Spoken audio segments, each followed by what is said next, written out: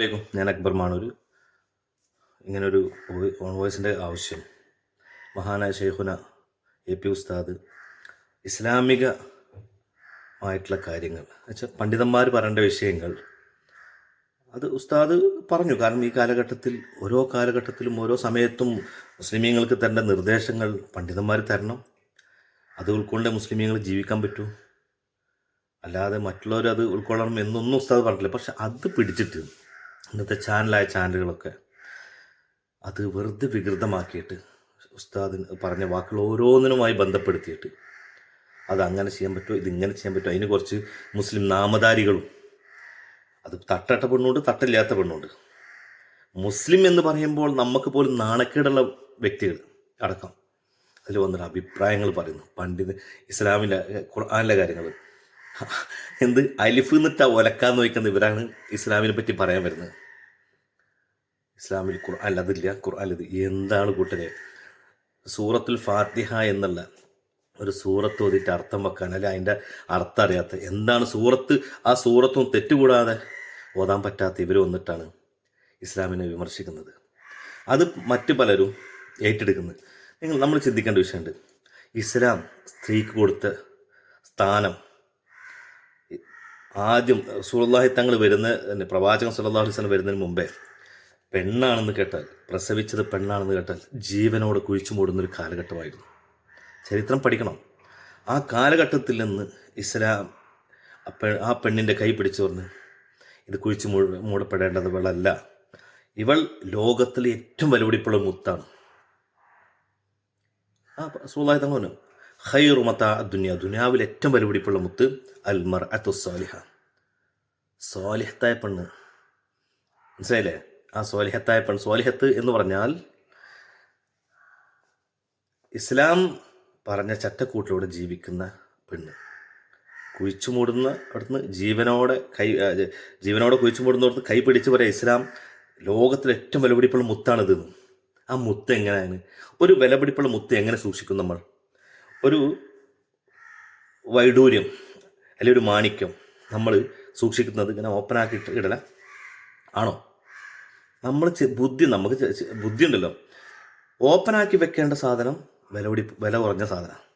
വിലപിടിപ്പുള്ള മുത്ത് എപ്പോഴും മറച്ചേ വെക്കൂ.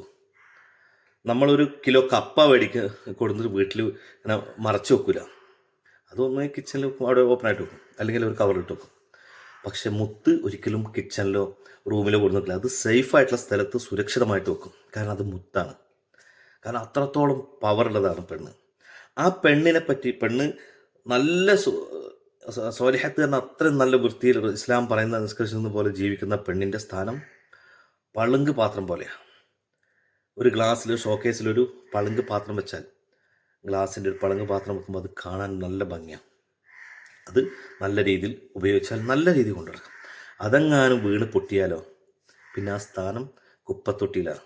പിന്നെ ആ നമ്മൾ കച്ചറയിൽ വേസ്റ്റ് ഇതിൽ കൊണ്ടുവിടും, വീണ് പൊട്ടി എന്നതുപോലെ ഇസ്ലാം പെണ്ണിന് അത്രത്തോളം സ്ഥാനം കൊടുത്തത് മുത്താക്കിക്കൊണ്ട്, ലോകത്തിലെ ഏറ്റവും വിലപിടിപ്പുള്ള മുത്തായിട്ടാണ്. ഒരു സ്വർണത്തിനും ഒരു വൈഡൂര്യത്തിനും ഒന്നിനും പെണ്ണിൻ്റെ അത്ര വിലയില്ല ഇസ്ലാം കൊടുക്കുന്നില്ല. ആ സ്ഥാനമുള്ള പെണ്ണിനെ ഇന്ന് ഇസ്ലാം പറഞ്ഞു ആണും പെണ്ണും കൂടിക്കൊഴിയുന്നത്. അത് ഇന്നും അന്നും എന്നും ഇസ്ലാം ഒറ്റതേ ഉള്ളൂ. ആ വാദം തന്നെ ഇസ്ലാമിന് അന്നും ഇന്നും എന്നുള്ളൂ. പക്ഷെ ചില ഘട്ടങ്ങളുണ്ട്, അതും ഇസ്ലാം പറഞ്ഞിട്ടുണ്ട്. ജീവിക്കാൻ വകയില്ലേ, ബുദ്ധിമുട്ടായി നിൽക്കുമ്പോൾ, ഒറ്റയ്ക്കൊരു പെണ്ണാകുമ്പോൾ അത് സൂക്ഷിച്ച് ജീവിക്കേണ്ട കാര്യങ്ങളും പറഞ്ഞിട്ടുണ്ട്. അത് ഒരു പെണ്ണ് എന്നും അടഞ്ഞു ഒതുങ്ങി വീട്ടിലെടുക്കുന്ന പുറത്തിറങ്ങേണ്ടത് അതിൻ്റെ ആ രീതി പറഞ്ഞിട്ടുണ്ട്. പെണ്ണ് പുറത്തിറങ്ങുമ്പോൾ എങ്ങനെ പോകണം, എങ്ങനെ ഇറങ്ങണം, എങ്ങനെ കൈകാര്യം ചെയ്യണം, ഇതൊക്കെ ഇസ്ലാം പഠിപ്പിക്കുന്നുണ്ട്. നിങ്ങൾ ഏതെങ്കിലും കേട്ടിട്ട് ചാടി കളിക്കാൻ നിൽക്കില്ല. അതിന് ചില നാമധാരികളായ പാഷാണങ്ങളും. ഞാൻ ചോദിക്കട്ടെ, ബഹുമാനപ്പെട്ട നമ്മളെ കമാൽ പാഷ സാഹിബിനോട് ബഹുമാനത്തോടെ തന്നെ ചോദിക്കുക, നിങ്ങൾ ഈ സമൂഹത്തിന് എന്ത് നന്മയാണ് നിങ്ങൾ ഇന്ന് ഞങ്ങൾ പഠിക്കേണ്ടത്? ഞങ്ങൾക്ക് എന്താണ് നിങ്ങളിൽ നിന്ന് കണ്ടുപിടിക്കാനുള്ളത്? എന്ത് നന്മയാണ് നിങ്ങളെ കൊണ്ട് സമൂഹത്തിനുള്ളത്? ഓരോ ചർച്ചയിലും വന്ന് അന്ന് ഒരു പെൺകുട്ടി ഒരു ചെറുപ്പക്കാരൻ മരണപ്പെട്ടു. ആ ചെറുപ്പക്കാരനെ മോശമാക്കി ചിത്രീകരിച്ച്, കാരണം അപ്പം കാണുന്നവരൊരു അപ്പാന്ന് വിളിക്കുന്ന ഒരു സ്വഭാവം പോലെ. അതൊരു മനുഷ്യന് യോജിച്ചത്. ഒരിക്കലും സമൂഹത്തിനോ സമുദായത്തിനോ ഒരു ഗുണമില്ലാത്തൊരു മനുഷ്യനായിട്ടാണ് എനിക്ക് മനസ്സിലായിട്ടുള്ളത്. അതേസമയം ഷെയ്ഖുന കാന്തപുര ഉസ്താദ് ലക്ഷക്കണക്കിന് ശിഷ്യന്മാരുള്ള ഒരു പണ്ഡിതൻ ഇന്ന് ലോകത്തുണ്ടോ? ഉസ്താദിൻ്റെ ക്ലാസ്, ഒരു ബുഖാരി ക്ലാസ് ഉണ്ട്. മാഷെ അതൊന്ന് കാണണം. വെറും കണ്ണിന് തിമിരം ബാധിച്ചുകൊണ്ടിരിക്കരുത്. മനുഷ്യനെ പഠിക്കാൻ ശ്രമിക്കുക, എന്നിട്ട് നിങ്ങൾ വിമർശിച്ചോളൂ. വിമർശനം ആവാം, പക്ഷെ അറിയാതെ എന്തേലും പുരമ്പരുത്. പിന്നെ കിളവൻ എന്നൊക്കെ പറഞ്ഞു, ഞാൻ ചോദിക്കട്ടെ, ഈ മനുഷ്യൻ സുന്ദര പുരുഷനല്ലേ, സുന്ദരനായ സുമുഖനായ ചെറുപ്പക്കാരനല്ലേ ഈ പറയുന്നത്? സ്വന്തം കാലും മറച്ചു വെച്ചിട്ട് മറ്റവന് മന്ദംകാലാന്ന് വിളിക്കല്ലേ സുഹൃത്തെ? അപ്പം അതുകൊണ്ടാണ് പറഞ്ഞത്, നിങ്ങൾക്ക് AP ഉസ്താദിൻ്റെ ചെരുപ്പെടുക്കള യോഗ്യതയില്ലാത്ത നിങ്ങളാണ് മഹാനായ ഷെയ്ഖുനാനെ കുറ്റം പറയുന്നത്, വിമർശിക്കുന്നത്. ആ മനുഷ്യൻ ഒരു മനുഷ്യനെ തോൽപ്പിക്കണമെങ്കിൽ ആ മനുഷ്യൻ ചെയ്തതിനേക്കാൾ കൂടുതൽ ചെയ്ത് കാണിച്ചു കൊടുക്കുക സമുദായത്തിന് ഇല്ലെങ്കിൽ സമൂഹത്തിന് ചെയ്യും. എന്നിട്ട് AP ഉസ്താദ് ചെയ്തതിൻ്റെക്കാളും കുറച്ച് കൂടുതൽ ചെയ്യും, എന്നിട്ടും അയാളെ മോശമാക്കുക, ചെറുതാക്കുക. അല്ലാതെ നിങ്ങൾ എന്തെങ്കിലും പറഞ്ഞ ഏതെങ്കിലും വേലാങ്കൂലികളെ കുറച്ച് ആരെങ്കിലും ഏതെങ്കിലും വിവരമില്ലാത്ത വിവരദോഷങ്ങൾ ഇത് കേട്ടിട്ട് എന്ന് പറയുന്നല്ലാതെ ബുദ്ധിയുള്ള ഒരു സമുദായത്തിലുള്ളവരും നിങ്ങളെ സപ്പോർട്ട് ചെയ്യില്ല. നിങ്ങൾ എന്നും നിങ്ങളെ വിമർശിച്ചുകൊണ്ടിരിക്കുന്നത് നിങ്ങൾ കണ്ടോ? കാരണം വെറും വിവരമില്ലാത്ത വിവരദോഷം. കാരണം നിങ്ങൾ അഡ്വക്കേറ്റ് ആണെന്നൊക്കെ പറഞ്ഞു പ്രസംഗം ശരി, പക്ഷെ എന്താണ് നിങ്ങളെ കൊണ്ട് ഈ സമൂഹത്തിന് ഗുണം ഇതുവരെ കിട്ടിയത്?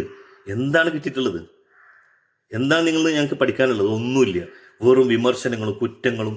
എന്തിനാണ് ഇങ്ങനെ അസൂയ വെച്ചിട്ട് നടക്കുന്നത്? നിങ്ങൾക്കും പ്രായമായില്ലേ? അപ്പം മനുഷ്യനായി പഠിക്കാനും മനുഷ്യൻ ചെയ്യുന്ന കാര്യങ്ങളിൽ നന്മയുണ്ടെങ്കിൽ ആ നന്മ പറയും. വെറും ഒരു മനുഷ്യനെ കുറ്റം പറയാനായിട്ട് നടക്കല്ലേ. അപ്പോൾ ഇത് നിങ്ങളോടും ഇങ്ങനത്തെ കുറച്ച് ഏലാങ്കൂലികളായ ചാനലുകളുണ്ട്, അവരോടും കൂടിയാണ്. കാരണം ഒരിക്കലും ചാനൽ നടത്തുന്നത് സത്യം മനസ്സിലാക്കാനല്ല. എന്താണ് വിഷയം? ഒന്നുകിൽ അവർ പഠിക്കുക, അല്ലെങ്കിൽ അവർ അറിയുന്നവരെ കൂട്ടിയിട്ട് ചർച്ചയ്ക്ക് വയ്ക്കുക. അല്ലെങ്കിൽ ഒരു തുമ്പും പാടില്ലാതെ ഇസ്ലാമിൻ്റെ ABCD അറിയാത്ത ഇയാളെപ്പോലുള്ള, അല്ലെങ്കിൽ വേറെ തട്ടും ഇസ്ലാമിനെ പറ്റി ഒരു വിവരമില്ലാത്ത ഏതെങ്കിലും പെണ്ണുങ്ങളും വെച്ചിട്ട് ചർച്ച വെച്ചാൽ ഇസ്ലാമിൻ്റെ ചർച്ച ആവും മക്കളെ.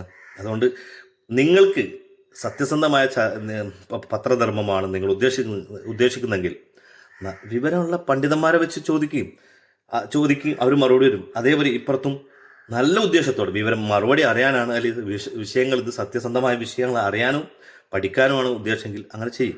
അതല്ലാതെ കുറ്റം പറയാൻ മോശമാക്കാനാണെങ്കിൽ പൊന്നു ചാനലുകൾ, അത് നിങ്ങൾക്ക് നിങ്ങളെ വഴി, ഞങ്ങൾക്ക് ഞങ്ങളെ വഴി. ഞങ്ങളെ ഉസ്താദുമാർ പറയുന്നത് ഞങ്ങൾക്ക് വലുത്. നിങ്ങളാരും വിശ്വസിക്കണ്ട. ഉസ്താദുമാർ ഒരിക്കലും നിങ്ങളോട് പറഞ്ഞിട്ടില്ല, അവർ മറ്റു സമുദായക്കാരോട് പറഞ്ഞിട്ടില്ല. മുസ്ലിമീങ്ങളോട് പറഞ്ഞത് തന്നെ എല്ലാ മുസ്ലിമീങ്ങളോടല്ല, സൗകര്യങ്ങൾ സ്വീകരിക്കാം, അല്ലാതെ തിരസ്കരിക്കാം. ഇവിടെ ആരും നിർബന്ധിക്കുന്നില്ല. താല്പര്യമുള്ളവർ മാത്രം കേട്ടാൽ മതി, അല്ലാത്തൊരു ഒഴിവാക്കുക. ഓക്കെ, അസ്സലാമു അലൈക്കും.